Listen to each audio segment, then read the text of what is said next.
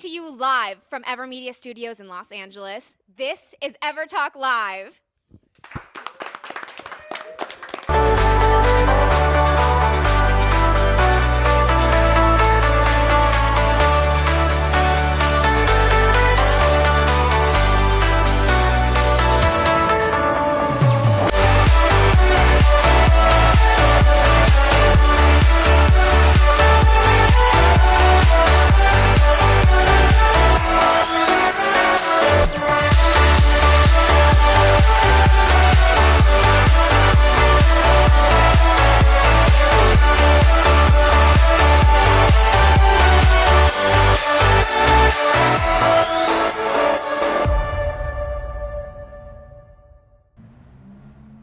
Happy Monday and happy Veterans Day. I'm Rob Mack. And I'm Jez Moyer. This is EverTalk Live, bringing you a daily dose of happiness in Hollywood, a little pop culture and positivity on Apple TV and Roku via the EverTalk app, and of course, streaming live on all socials. I am never going to get tired of those alliterations, Jez. I love it. Me either. I was born that way. Yes, How was your weekend? It was good. It was fast. Always fast, right? Too It's so fast. good. How was your weekend? It was so stellar. Miranda Montenegro, and I were at Tropicalia. Special thanks to Golden Voice. We had an epic weekend. I saw 3 of what are being called the most recognized up-and-coming bands this year. The Marias were there, the Wallows were there, Interwave was there, on top of some iconic, worldwide renowned artists. Wow. Yeah. Why am I not surprised you were there? Or was that the best events? Yeah, we're everywhere. It was so epic. So we're gonna have some really special coverage and backstage images and everything coming to you tomorrow on the show. I love it. I love that you're teasing it out right now for us. Oh, absolutely. Well, because we had such a great week last week as well. And Dad, it was incredible. I mean, what a blockbuster week. Really, I mean, how many guests did we have? I can't even remember how many guests we had, but they were all spectacular. And so many great highlights. I mean, Kim Estes and Dr. Janelle Kim and the Sand Sisters. I mean, it was an amazing week. Be like bamboo. Yes. And check out our weekly rewind right now.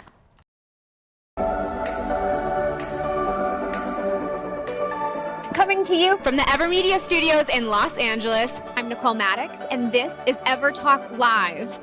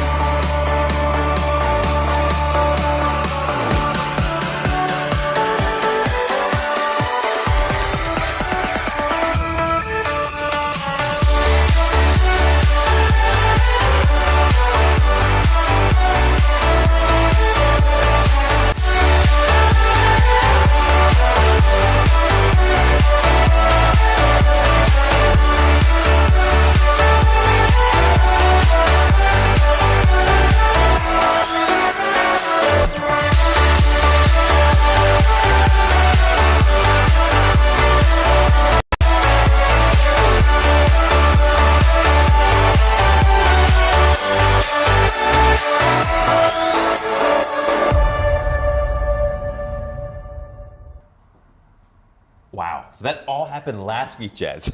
All last week. How awesome was it to have Real Talk 100 hosts from EverTalk right here with That's us? right. Keeping it real. Connor, Jessica Landon. We're thinking of you and that brand new baby. Sending a lot of love and light, but it's just so cool, the community we've created here. I mean, it's amazing. The Terradome creator, the Terradome. I mean, it's amazing. And it was inspired by I Dream of Jeannie. Incredible. Right? It grows hair, right? Yeah, Incredible. no, absolutely amazing. Yeah. And just the honest vulnerability of one of the world's largest YouTube superstars, Rebecca Zamala. I was just so inspired by her, the way she documented her very personal journey and really just continues to shine. Yeah, she had 2 streamies, right? Yes, nominated for 2 streamies. That's fantastic. Watch out next year, Rebecca. We're coming for those. That's right. Kim Estes, he promised to bring the Emmy back, so I want to see that Emmy one day. Oh. Right?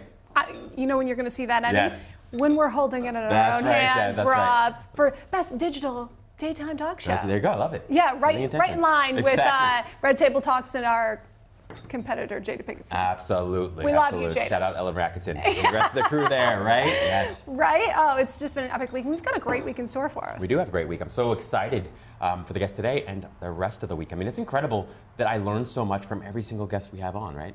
And we're going to learn so much for you in a little book club. You're going to be sharing some of your favorite reads. I am, which is a major feat for me because I used to read a book a day for years and years and years. So to reduce it to like my top 10 is really challenging. But you know, it's also great because I don't need to reread all these books. Wait, how many books have you read? Oh my gosh, I mean literally thousands. I mean, because I was obsessed. Thousands? I'm a nerd. I'm obsessed with books because I was quite clear that I didn't know like anything, and I knew there were people out there in the world who knew what I wanted to know, and I'd rather learn through them than through challenging, adverse circumstances. Well, these guests know something that you want to know. I can guarantee it. They do indeed.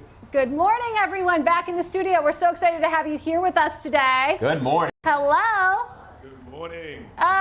Bringing sexy back. That's right. Starring in the latest Netflix series. We've got Cameron in the house. Good morning, Cameron. Good morning, guys. How are you? Thank you so much for being with us today.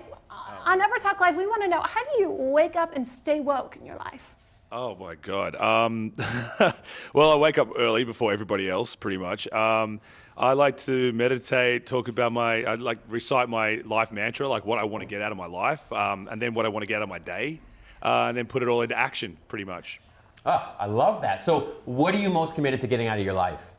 You know what? It's I have this little thing I say. It's turn up, be present, and move forward. Right? Yeah. Those things need to happen every day. Otherwise, we're not really moving forward towards what we're working towards, whether it's a daily goal, weekly, monthly, our overall goal for life. So yeah, turn up, be present, move forward. Fantastic. I'm gonna have to steal that one off you. I will footnote you though, I promise. That's all right, mate. Well, this gentleman is practicing becoming royal. Oh. Nick Hansel is in the house. Good morning, Nick. Good morning. Oh, we're so excited to hear all about this very royal holiday film later in the show. But first, tell us, how do you wake up and stay woke? Honestly, I wake up because of my dog. I don't particularly enjoy early mornings. My dog does this thing where he starts just pouring at my face, which is like his way of saying it's time to get up. And then if that doesn't work, he does like a two-paw, like he's almost trying to do CPR on me. And it's like a two-paw, like kind of just like punch to the chest, which he's like 22 pounds. So it really kind of definitely wakes you up. And then after that, it's coffee. And then usually the day hopefully starts rolling after that.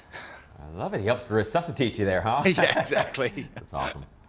Well, we are so excited. If you're a tattoo enthusiast from anywhere in the world, we've got an iconic new shop right here in Los Angeles on Melrose, and Hawaro is here to tell us all about it. Good morning. Morning, guys. Congratulations on the opening of your new place. Thank you very much. So tell us, how do you wake up and stay woke?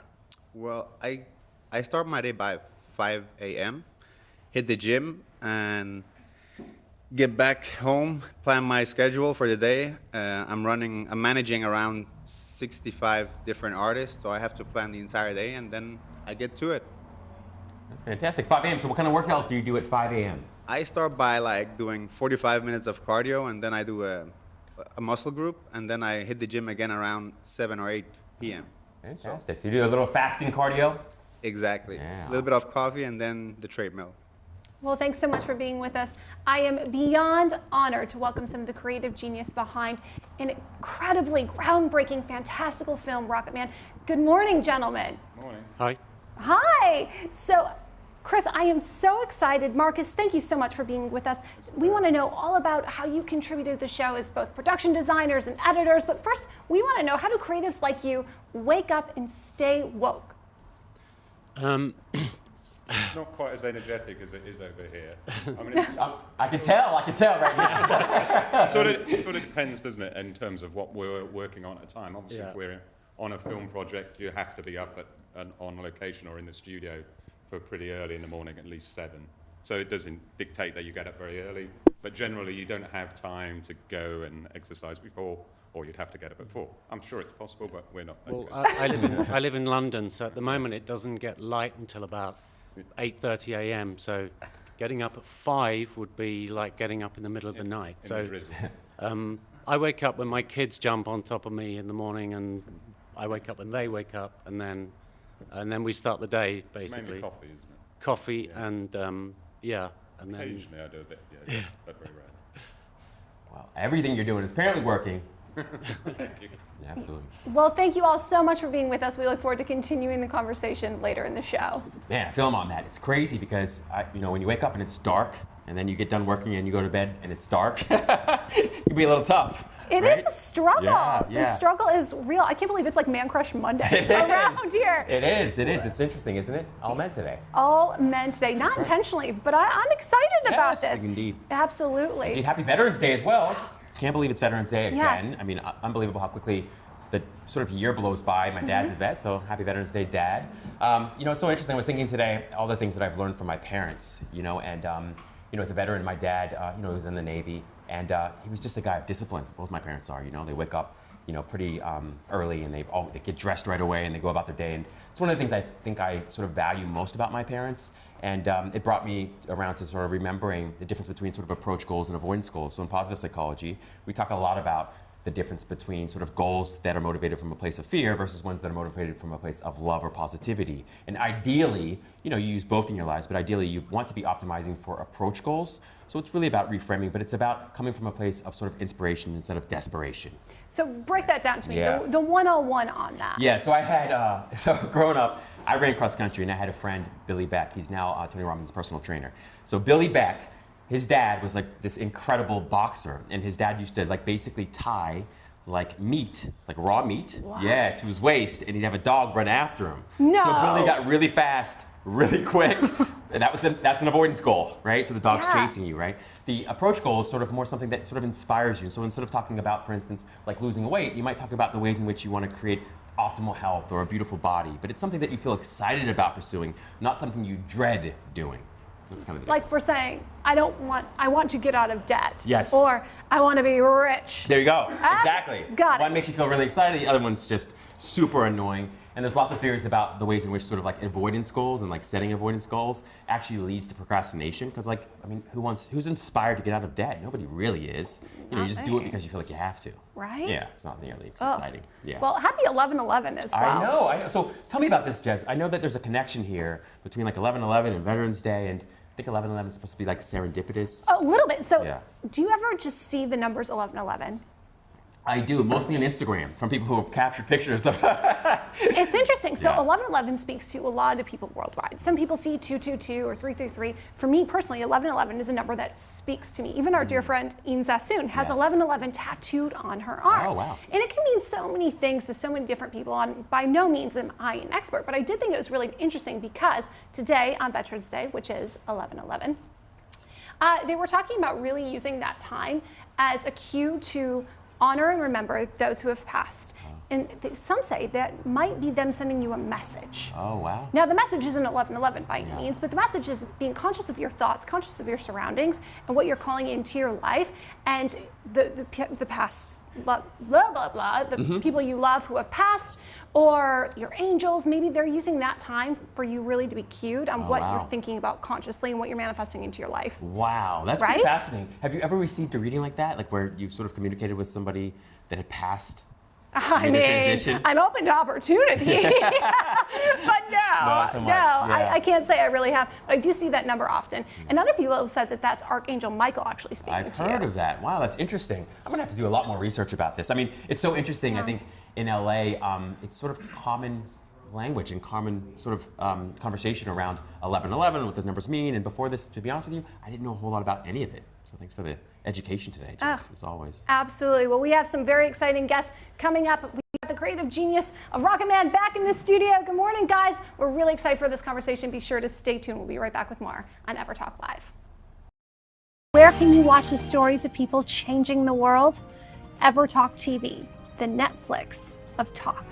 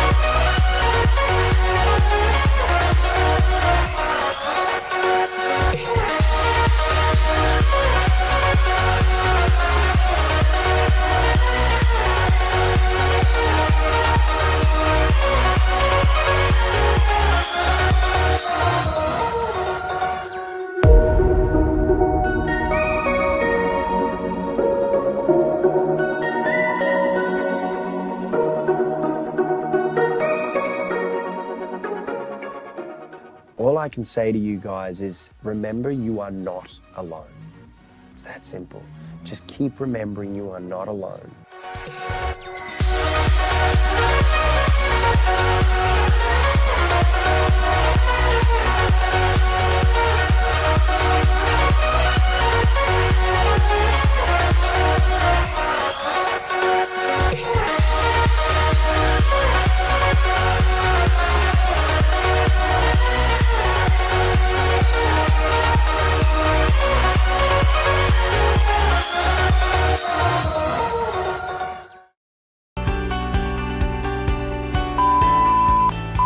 We look good.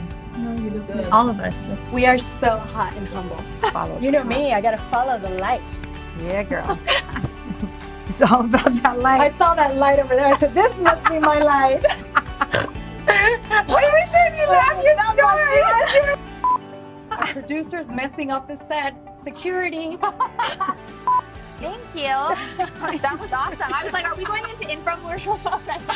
Where's the 1-800 number? I don't know how we need to have these bloopers. Well, there you have it. Yes. You guys can binge watch all of our episodes on upgradeyourlifetv.com and on the EverTalk app. Bye, guys. Bye.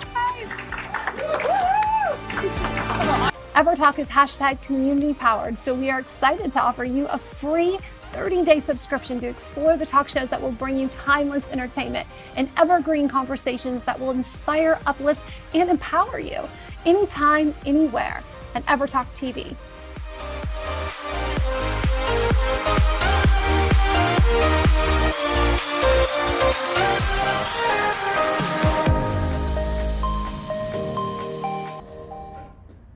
Welcome back to EverTalk Live. I am incredibly honored to welcome some of the creative genius behind the fantastical and groundbreaking film Rocket Man. We've got the production designer and the editor in the house. Marcus and Chris, thanks so much for being with us today. All right. So I would be very curious to know if you would explain to us a little bit about how you created your respective roles and contributed to making the film Shall what it is. start with that one, really? We both do obviously very different jobs within the film, and but generally filmmaking is a team effort, so everybody has their own department, but then you run with your own individual skill.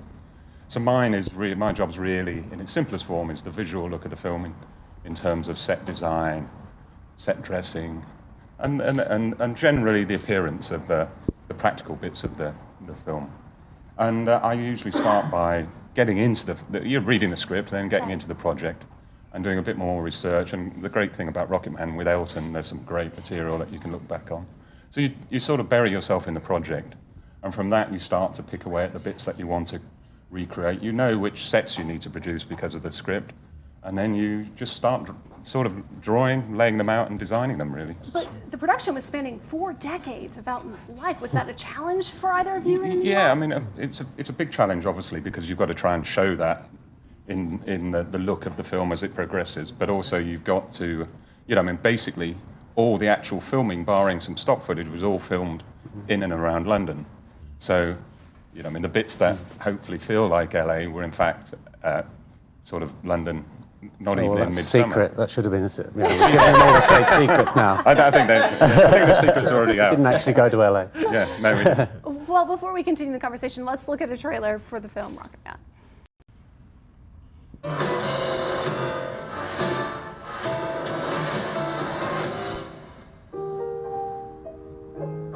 Whole tune in my head. Full screen. See all the notes, and I just had to get it out. It's a little bit funny, this feeling inside. What did you say your name was again? My name is Reggie! Reginald Dwight. Reginald. That's my granddad's name. So how does a fat boy from nowhere get to be a soul man? You gotta kill the person you were born to be in order to become the person you wanna be. I'm thinking of changing my name to Elton. But that's my name. Yeah, I know. Maybe I should have tried to be more ordinary. You were never ordinary.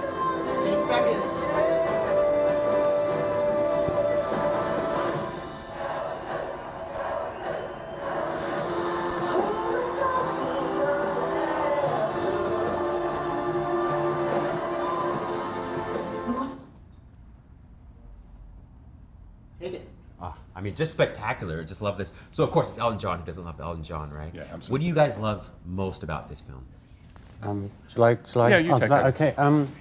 Okay.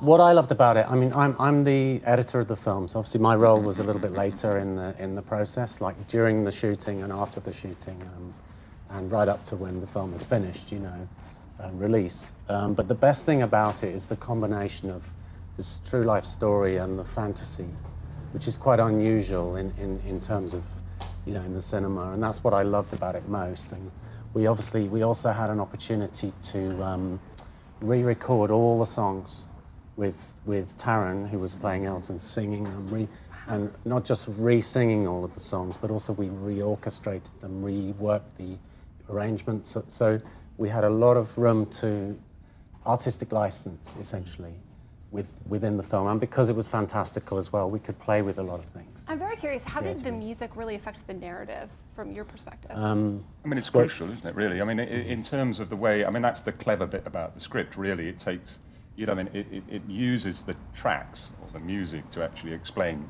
different periods of Elton's life, which gives it a whole new flavour. So it's not just your Everett. And it's not linear. It's not like, oh, this song was written in 1971 and we'll use that. Dexter and the writers moved it around. Shuffled around a bit. But that does give it, and the same for me as Chris, that it gave us artistic license to, you know, and to actually expand on the world, really. We weren't wedded completely to historical accuracy. Yeah, sort of inspired by his life and the kind of things around it. And we could take that and run with it. It's the flavour of what's going on in his life at a particular point in time. Oh, so cool. You know, I'm sort of obsessed with this idea of sort of editing, whether it's like a book, a film, or like your life, like just editing. And I sort of have always been challenged by that. How do you make decisions around like editing, especially when you feel like maybe there's so much that's so good, or maybe so much that's so bad?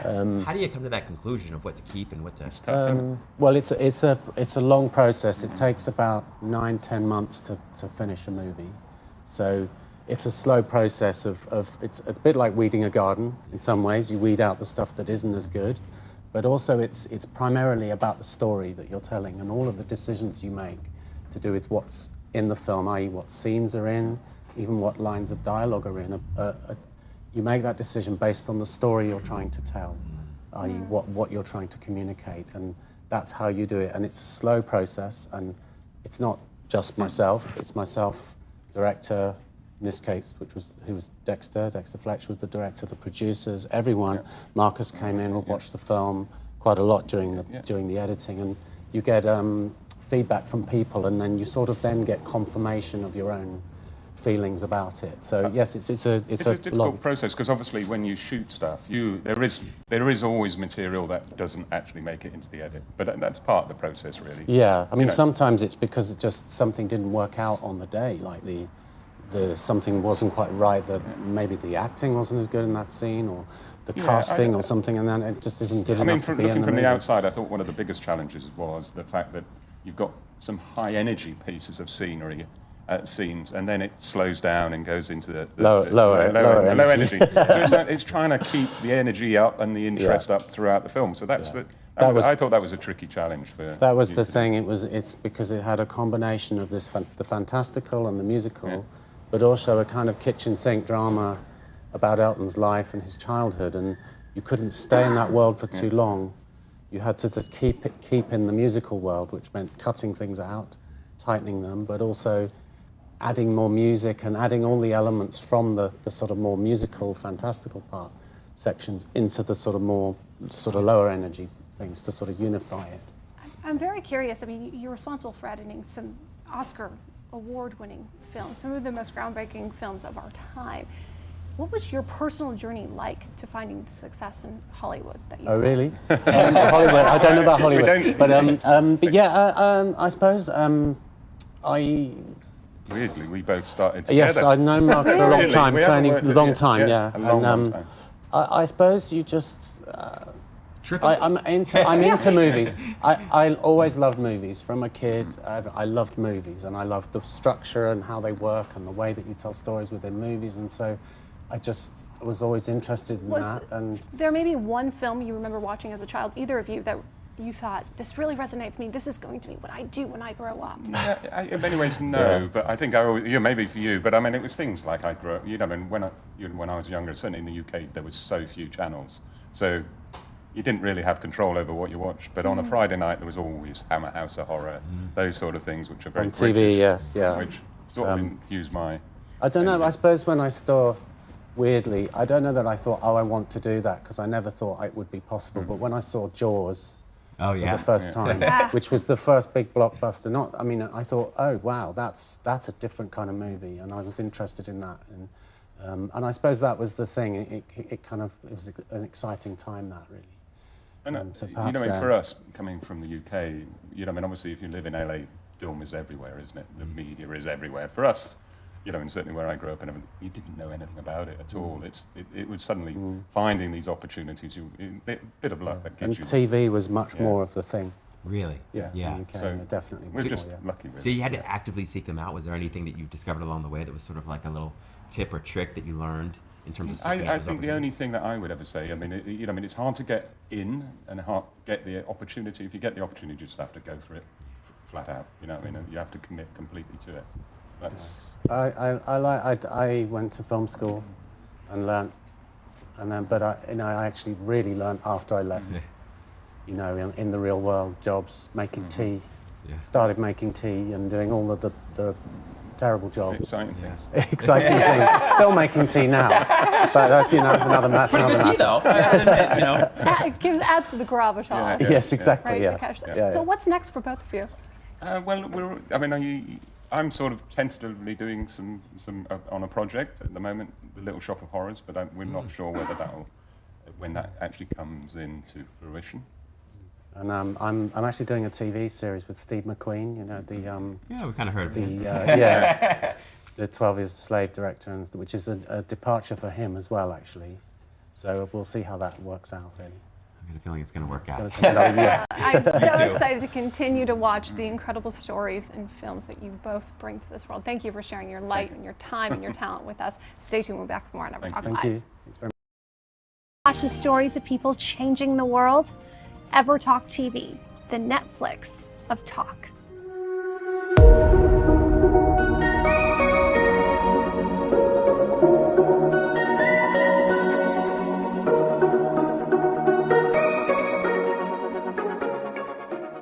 All I can say to you guys is remember you are not alone.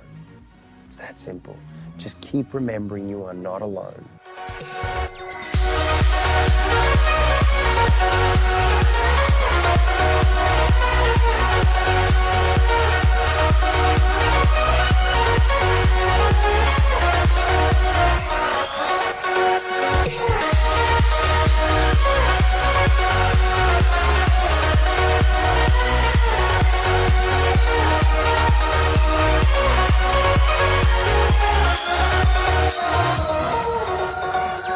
EverTalk is #community powered, so we are excited to offer you a free 30-day subscription to explore the talk shows that will bring you timeless entertainment and evergreen conversations that will inspire, uplift, and empower you anytime, anywhere at EverTalk TV.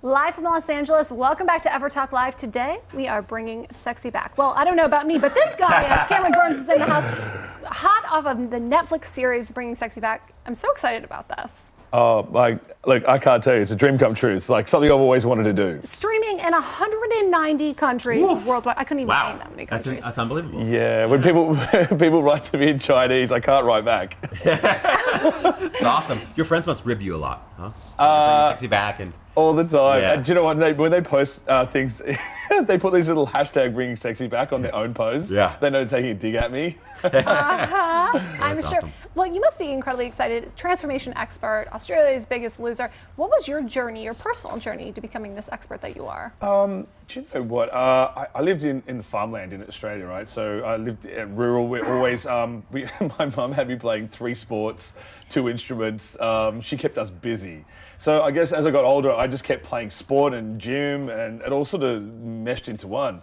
And I didn't realize I actually liked helping people until I was like 5 years in being a personal trainer. Oh, really? Yeah, it took me a while to really, I'm a slow learner, so it kind of took a while to adapt. But it sticks, clearly it sticks. It stuck, and then I loved it, and I studied anatomy and physiology, and that's when it all clicked, when it made sense. And then I go, I know how to help people even better than I do. Yeah. That's fantastic. So how did you scale that thing? You know, once you start as a personal trainer, it can be, what do they call it, to scale and to get clients and customers? What works? Yeah, look, I guess it comes down to proof in the pudding. So like, I just grow, like I get up at 4:30, 5 o'clock in the morning. I get home at 8 o'clock at night, and I just did the grind and helped my clients.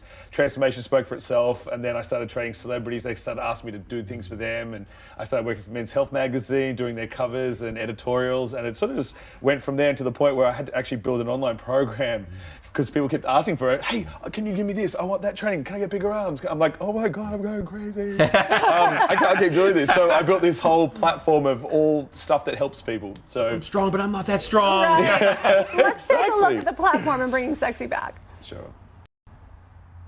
Hi, it's Cam Burns here. Hi, I'm Cam, and I guess you could say I have a pretty active lifestyle. All right, wide. Full screen. Now, if you're one of those guys that are a bit concerned about going to the gym with all those people around and you want to work out from home, this home gym is just for you. Guys ready to change your life? Definitely. Good. Let's go.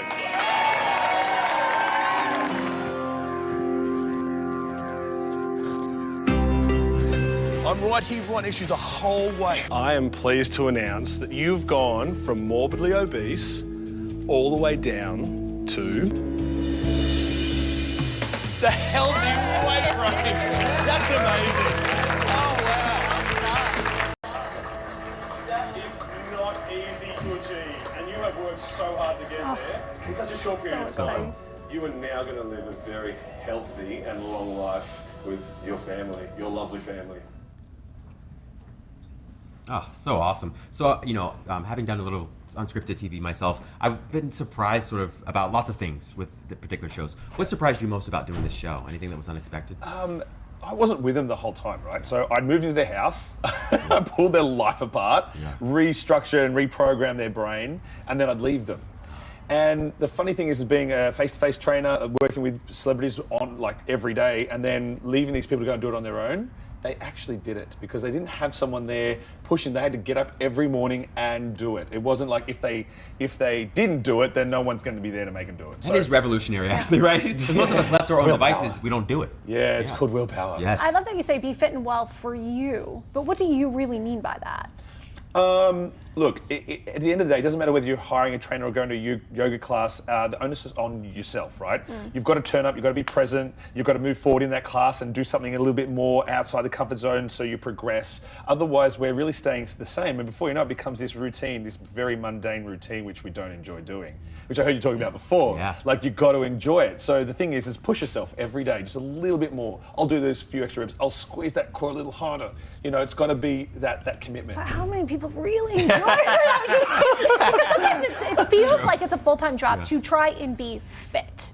Well, no, it's not. And it takes us very little as 30 minutes a day to actually focus. So put the phone away, distractions, put a little bit of nice music on, and just focus for 30 minutes. So you really kind of shred a couple of the fit myths. Oh yeah, big time. So what are the biggest ones that need to be shredded right now? The big one, you don't have to train like a commando. You don't have to be doing these hardcore boot camps. Even Barry's, like that's not beginner or intermediate, that's advanced. Like, you just need to be moving for 30 minutes, moving with your heart rates above, say, 120 for that each day. That's all you need to do. And what about carbs?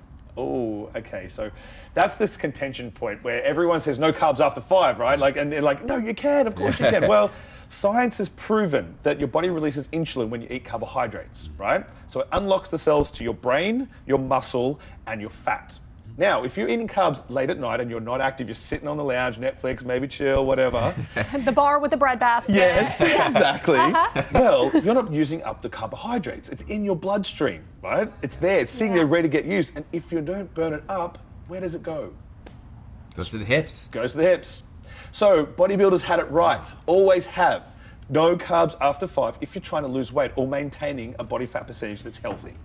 Yeah? Make sense? Makes sense. I love to eat my carbs in the morning. First thing. Bing. Energy in, then energy out. That's how it works. I love that. Yeah. So please tell everyone where they can find and follow you, be a part of your platform, and of course, get their sexy back. Bring Sexy Back. So Bring Sexy Back is on Netflix, which is easy to find. Just search Bringing Sexy Back. I have a website, CameronBurns.com.au. And on Instagram is Cameron Burns PT.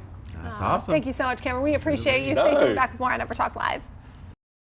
Where can you watch the stories of people changing the world? EverTalk TV, the Netflix of talk.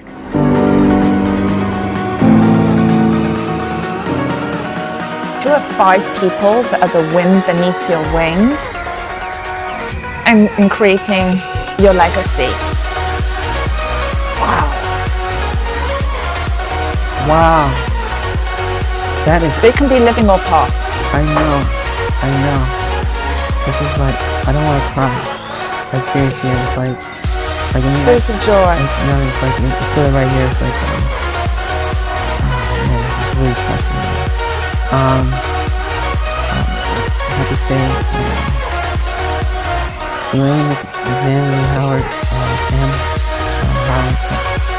Michael Jackson, Joseph Jackson, and my mother. I mean, they're really important to me, and they protect me, they kept me safe.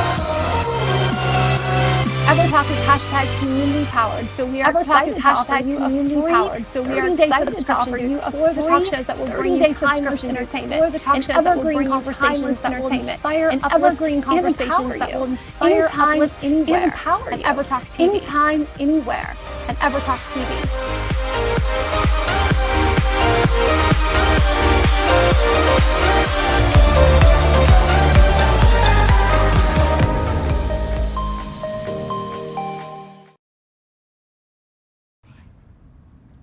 Welcome back to EverTalk Live on #Man Crush Monday. Who doesn't love a prince? Well, I just happened to have found one. His name is Nick Hounslow, and of course, he is becoming royal. This is so exciting. I love a good Christmas movie, and even more, I love a prince. Fair enough. Well, I hate to break it to you, I'm not a real one in real life. But Manifest I might be, that destiny. You know what? I'm trying to work it out. Maybe like 107th from the throne in England. I'm going to just go with that. Yeah. That's good. If you are in line, that is enough. There you go. For about anyone. Exactly. So tell us a little bit about the movie.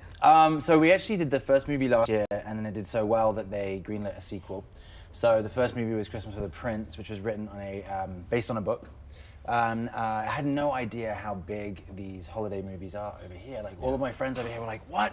You booked a holiday movie? This is huge, dude. You're gonna be like, da, da, da." Like, so what are you talking about? Like in England, I think we're still playing Love Actually for like the millionth time, and like that's all we pretty much have. Which is a great movie, but that's all you know. Yeah. So, but over here it's like this whole genre of movies. Oh yeah, so there's an obsession here in the States. There really is. Yeah. Like, and I went into this first movie thinking, oh, this is fun, this is great, what a fun role. I went to Canada and I love Toronto. I was shooting up in Toronto, and then I came back and I was not prepared for what happened after. Like, just what happened? Just like the social media got blown up. Like the producers called and they were like, it's the #1 movie on the network. We're doing a second one, and then we just found out actually last week that the sequel is #1 on the network, but not only that, it's the #1 movie since January we had on the network. So in other words, lots of DMs. Yeah,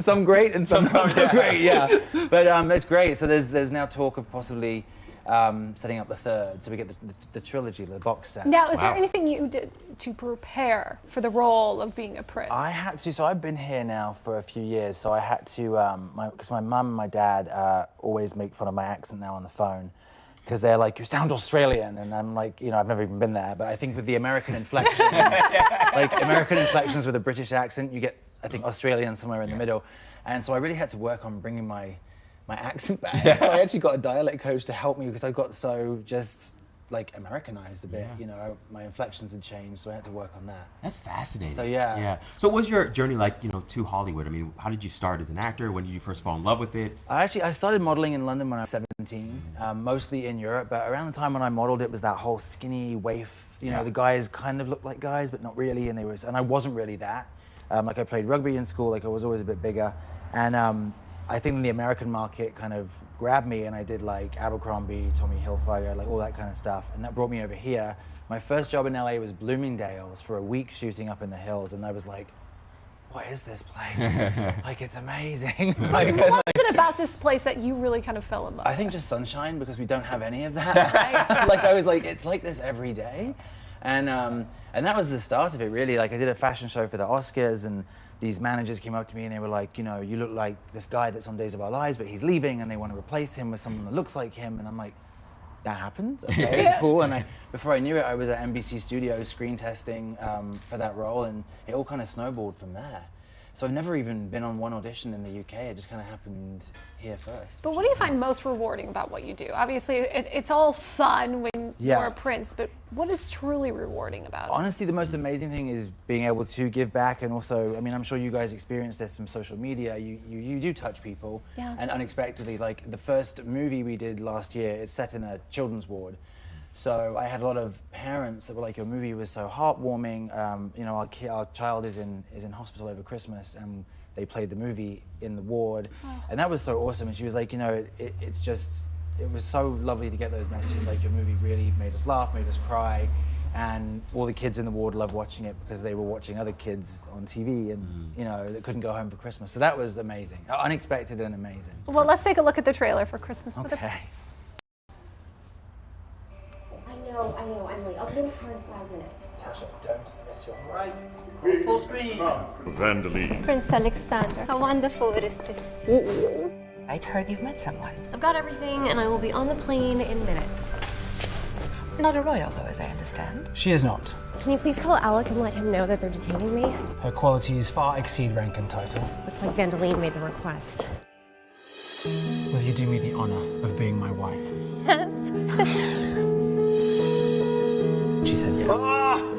Welcome to the family. I would love if you would marry me here this Christmas. Let's do it. You will make such a beautiful royal bride. What's wrong? This. I cannot stand a liar. The woman is blackmailing me. I can't believe she would do something like this. We'll get through this, I promise. I'm afraid marrying into royalty isn't quite the fairy tale some people dream about.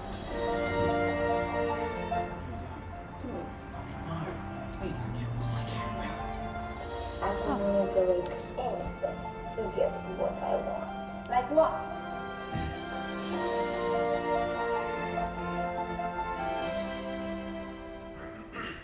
Oh, fantastic. Definitely great drama. Of course, a tearjerker, right? Yeah. Tell us a little bit about the cast, the rest of the cast. Honestly, everyone's amazing. Caitlin, who plays my wife now, she is on a big Netflix show. It's all up in Canada, so I'm working with a bunch of Canadians who are awesome. Charles Shaughnessy, obviously from The Nanny back in the day, plays my father, and he's been on every TV show pretty much since The Nanny. So it's just a great cast, and the best thing was going back to the second movie, it was the same, everything the same director, same cast, so it was kind of going back to like play with friends. Felt like a kind of summer camp. Yeah, makes it a little easier to maintain that chemistry that you already have. Yeah, absolutely, and then also develop on it, expand the character, and then as you can see, there's a lot more in this one drama, and things go wrong, and things don't work out quite as you think, and so yeah, it's really fun. It's a gift to be able to play it. What do you think your greatest personal trait or quality is that's made you successful as an actor? Oh wow, I would say like empathy. I think that when I was a kid, I was funny we've talked about weight loss. I was a heavy kid growing up, so I was really bullied in school, and I kind of gave me a level of empathy that I don't think I would have had I had a super easy journey all the way through. I kind of can delve a bit deeper, I think, because of that. And I think it really helps me develop characters, bring different layers, and especially with this, you could play the prince as one note, but if you really kind of break it down, even though it's just a holiday movie, you can make it into something the feeling that gives you the goosebumps when you watch it, kind of thing. So You thought you were getting a lot of DMs before, but that answer to the empathy, be flooded, bro. I know. I'm gonna have to shut it down for a little bit. Just shut it down. That's right. Well, thank you so much. We're so excited. Please Thank tell you, everyone where they guys. can find and follow your personal journey, and of course, watch the movie. Yes, you can follow me at Nick Hounslow on Instagram, and the movie Christmas with the Prince Becoming Royal is on Up TV, streaming online, available Amazon and Target DD. Fantastic. Appreciate you, buddy. Cool. Stay tuned. Back for more on EverTalk Live. Where can you watch the stories of people changing the world? EverTalk TV, the Netflix of talk. Even a first date, I think it's a really good idea. Like, hey, I'm really into feet. I do think when it comes to fetishes like that, maybe that helps people match up, because the foot licker and the person who likes their feet licked are going to be a good match. But they might not mind that thing so much. But if you just come out and be like, yo, I like to lick feet, that maybe it's a person that really likes their feet licked. yeah. So this guy's going, hey, I want to lick your feet. If it's a person looking for a serious relationship and they just really like feet, hey baby, I saw that open-toed picture of you and like your feet look really lovely. Yeah. Be prepared for a response if the other person is not into it and when you say you want to lick their feet. How far does that go for you? Are you on foot fetish sites every day and you don't go to work because you're so consumed in it? Foot fetish is actually like a common way. So something like a foot fetish, a lot of times it's a more submissive man. By the way, Yeah. your feet. Maybe not the way to go. EverTalk is hashtag community powered, so we are excited to offer you a free 30-day subscription to explore the talk shows that will bring you timeless entertainment and evergreen conversations that will inspire, uplift, and empower you anytime, anywhere at EverTalk TV.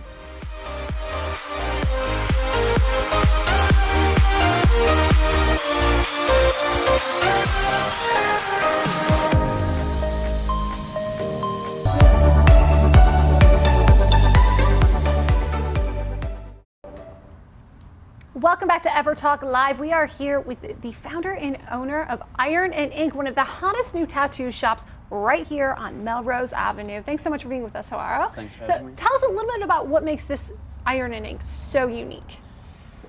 Well, I think it's everything from the structure, the setup, and the fact that I'm not a tattoo artist and running it as a actual corporation, a business, that separates us and differentiates us from everybody else. Why? So why did you decide to start this business? I started 10 years ago. I got tired of going to school, and I was inspired by all the shows they had in the TV back then. And then I started looking into the business and figured out there was a lot of space for elevation and progression. So I just opened my first shop and started experimenting with it. And then I fell in love with it, and now I have 4 shops. So. And you've got 400 tattoos. Yeah. Right? Well, Basically, all yeah. amazing. It's funny that you mentioned those shows on TV. I remember being a big fan of Miami Ink, and it Yeah. seemed like because of that, then culturally, really incredible tattoos were becoming more and more popular, more and more did. respected. So Yeah. tell us a little bit about that and maybe some of the art you're wearing. Well, I think in general, the past 10 years, the society became more open for tattoos. Especially, I'm from Denmark. In Denmark, usually it used to be like thugs and gang members and bikers and sailors that had tattoos. Now, like my accountant, my lawyer, my bankman, everybody has tattoos there. So interesting you say that because the previous guest was talking a little bit about the modeling world, and Jez worked in the modeling world as well as me. And one of the things I discovered over the last maybe 5-6 years is that a lot of models now have very visible tattoos. And So we for were told absolutely that's right. not. Yeah, it was a no. You couldn't have any tattoos. So that's proof. You're right. Yeah. It's becoming increasingly popular. Definitely, and the market just grows that way. So it makes space for new elements in the industry, like new ways of running the business as well. So that's what's where we came in. really trending on the ink scene right now? What are the most popular tattoos? Some of the most popular styles that works right now is probably fine line, like fine art, with like single needle 3-round liners, stuff that is very small and simple, basic stuff, or very detailed. And if we go 3-4 years back, it would be like big pieces like the one I have on my arm, like big realistic pieces.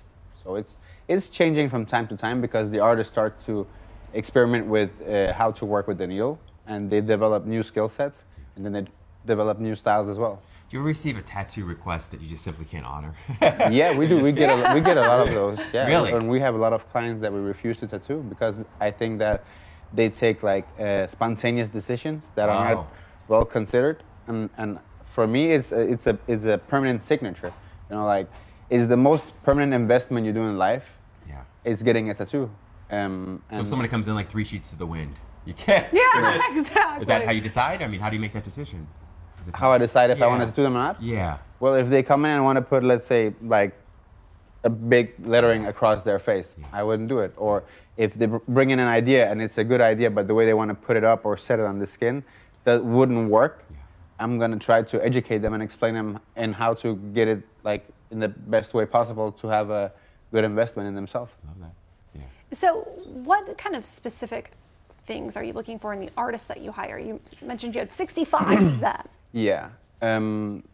In general, across all my corporations, no matter who I employ, I look at their personal values, how they are as people, because when I hire someone, I can teach him a lot of stuff about how to do his job and how to become better and progress in his handcraft.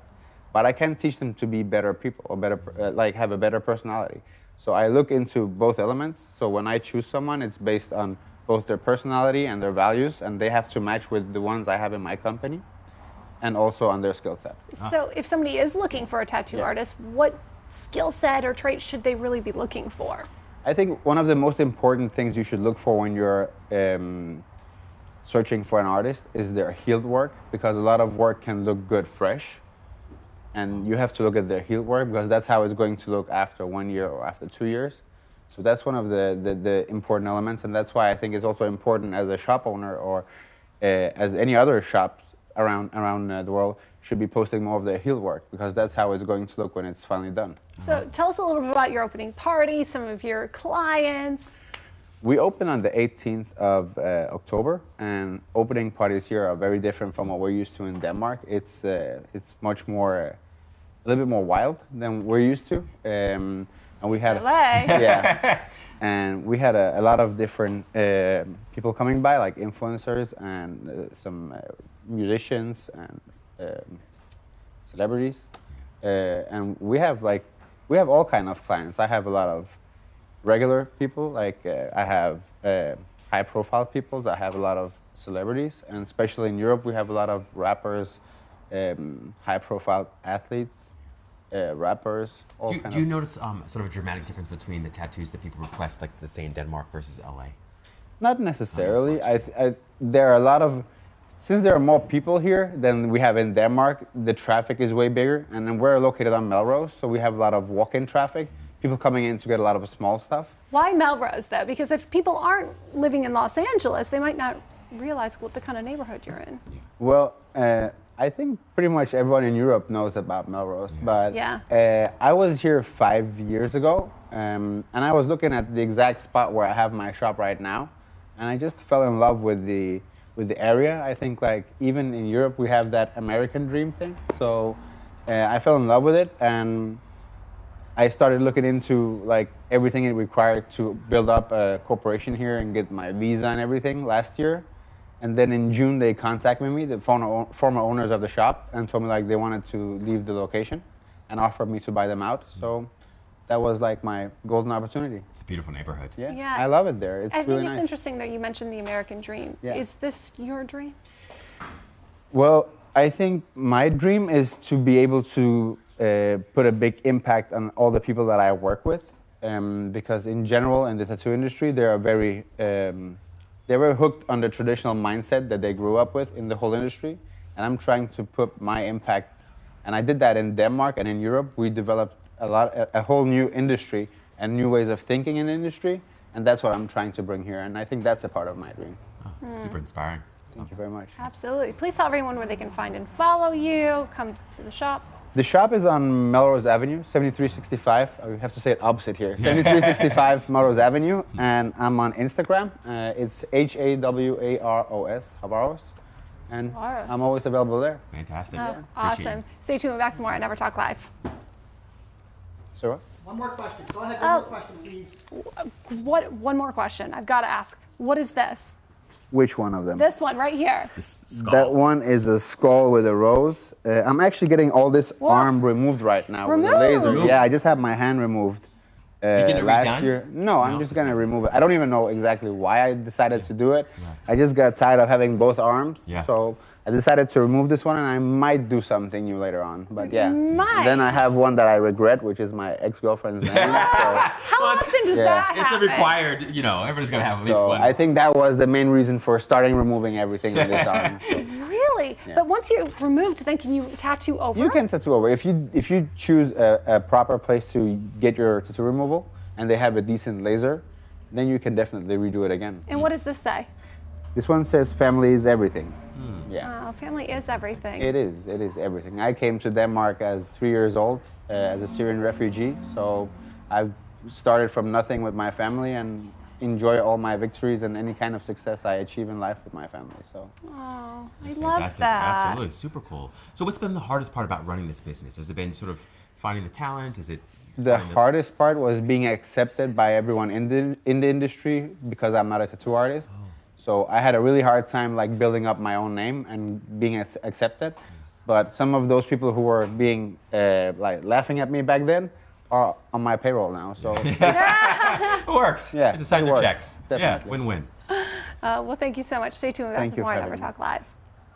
Stories of people changing the world. EverTalk TV, the Netflix of talk. Hey guys, I'm Erin Ziering, and this is the Housewives of Hollywood. I have my good friend here, Tammin Zersak, and I'm going to ask her a few rapid-fire questions. Okay, let's Are you do ready? it. All right. So if you were going to have one video go viral, what would it be of? The birth of my baby? I don't know. Is that weird? No, but vagina or no vagina? She just came out of my stomach. So like, I don't know. That's kind of the coolest video I've ever got. Is like her coming out of my stomach. I like it. I was about to go.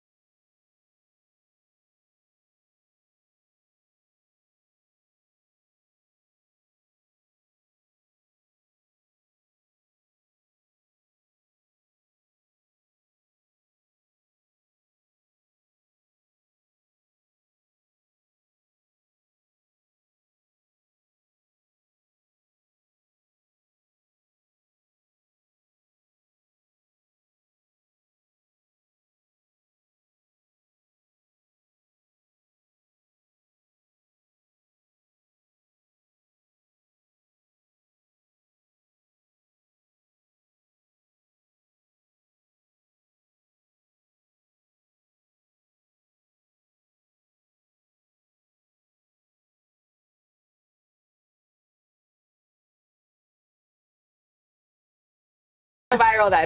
Let's have it right now. All right, cravings. Pineapple, sparkling water, and rice pudding. All together, mixed. Sure. All right.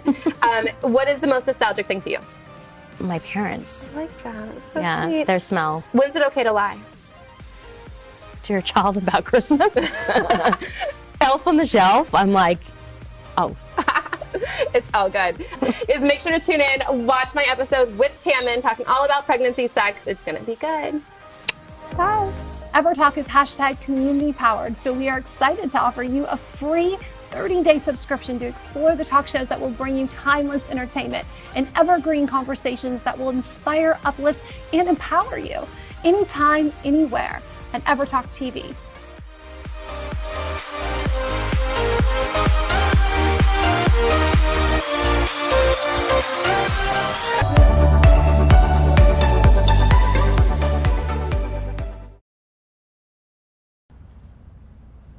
Live from Los Angeles, welcome back to EverTalk Live here on Man Crush Monday, Motivation Monday. Man, we had nothing but men on the show today and it was fantastic. It was fire. Yeah. Let me tell you. We had a prince. We had a prince. I mean, let's talk about that. Yes. Nick is incredibly gifted, not only as an artist and an actor, but his soul and how empathetic he was and how deeply connected. I thought he was just a prince on screen, but I think he's actually a prince in real life. No, it feels that way, and it's interesting too. I would have expected that he had like a modeling career past, right? I mean, of course, he's a great guy. I mean, you know, but what's interesting about him too is I think the grace and sort of the effortlessness that his career seemed to sort of expressed, right? I mean, so ways I just know clearly he's put in a ton of work, but there's so much grace in that as well. Oh, completely. I felt like I was watching the real life Meghan Markle story. I can't wait to check it out TV. And I'm so incredibly honored that they sent some of the most genius minds from Rocket Man to the show. Oh my gosh, are you kidding? Absolutely. And they're so humble at that. Which always, I think, is always sort of inspiring to me is to see people that are so accomplished, have done so much, and yet they're so humble. And if you didn't know, you just think they hadn't done something so spectacular, right? Oscar award winners in production design and editing. I mean, it is just beyond the stories that we get to capture here at EverTalk Live, Monday through Friday at 9 a.m. for a little happiness in Hollywood, pop culture, and positivity. Be sure all of these interviews are going to be available as a podcast on iTunes. That's right.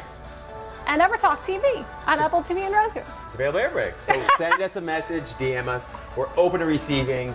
Have a great day on purpose. Have a great day on purpose.